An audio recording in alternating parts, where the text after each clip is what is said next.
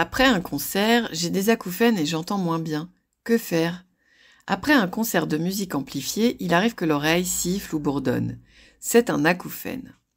Selon une enquête JNA, Journée nationale de l'audition, plus de 50% des jeunes ont connu ce phénomène après un concert ou une soirée en discothèque. Ils sont heureusement le plus souvent transitoires.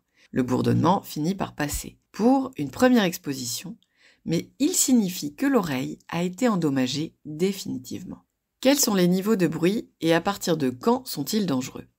Le niveau de bruit est mesuré en décibels.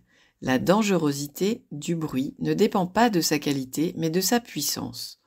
En effet, les niveaux sonores élevés et durables n'existent pas à l'état naturel.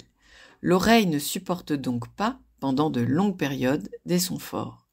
Le risque auditif apparaît dès 85 décibels, c'est-à-dire le bruit d'un klaxon ou d'un moteur de tondeuse à gazon. Mais à ce niveau, les dégâts apparaissent après plusieurs années. Au-delà de 85 décibels, plus le niveau est élevé et plus le risque est grand et plus la dégradation est rapide. À titre d'exemple, la puissance maximale pour le volume de la musique au casque est de 90 décibels, la même puissance sonore qu'un marteau-piqueur. La musique dans un concert ou une discothèque peut aller jusqu'à 105 décibels, et parfois plus en extérieur. Comment le bruit endommage-t-il l'oreille? L'oreille est composée de 3 parties.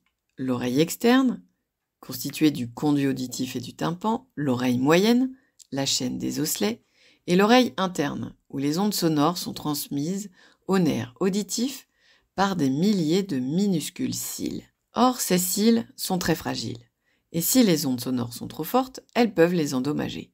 Mais ces cils ne se réparent pas et ne repoussent pas.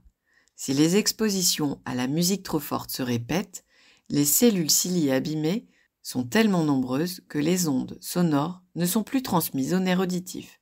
L'audition est alors abîmée définitivement.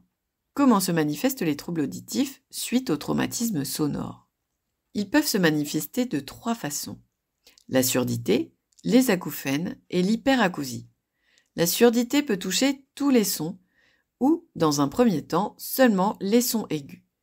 Dans ce cas, on entend toujours, mais on comprend de moins en moins bien lorsque les autres nous parlent.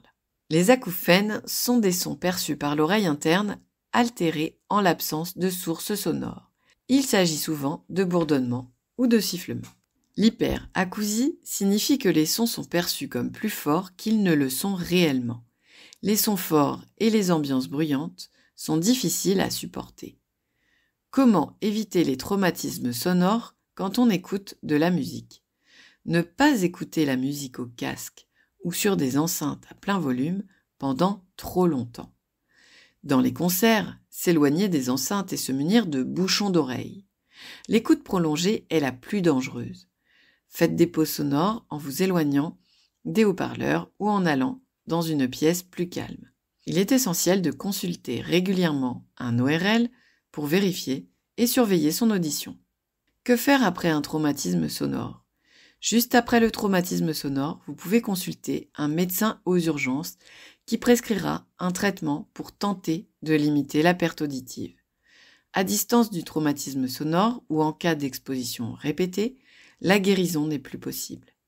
Il faut cependant consulter un ORL qui pourra prescrire un appareillage auditif pour la déficience auditive.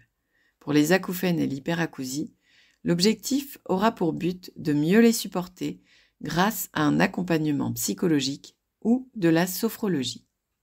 L'orthophonie pourra être prescrite en cas de perte auditive dans un deuxième temps lorsque le patient sera appareillé.